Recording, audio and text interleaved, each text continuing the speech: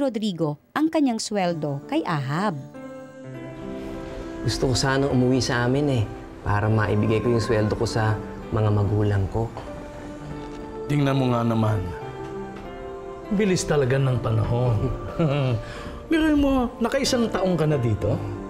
1 taong ka na? Alam mo, Renato. Rodrigo po. Rodrigo. Sa 1 taon mo nakunin ang sweldo mo, para mas malaki.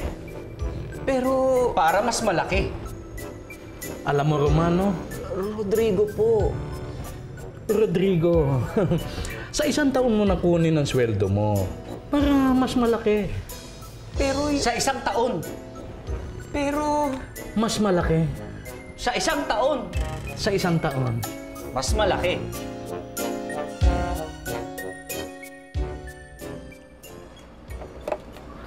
Nga pala, anak.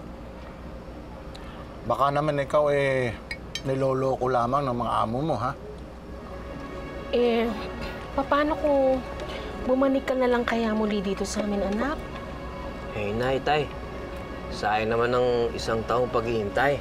Hayaan nyo, pagkatapos ng 1 pang taon, baka mas malaking pera ang maiuwi ko.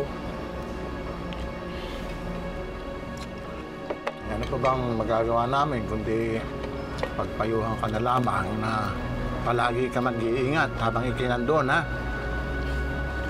Mga kaibigan naman ako sa loob ng hacienda ni Ginoong Ahab. Huwag kayong mag-alala.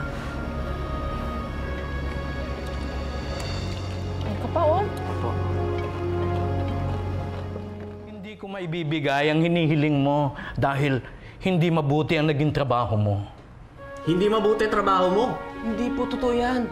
Pinagbuti ko ang trabaho ko. Kung ganon, ito ang 2 pera. Bayad na ang 2 taong serbisyo mo. Bayad ka na. 2 pera? Oo. Makakaalis ka na. Adios. Adios.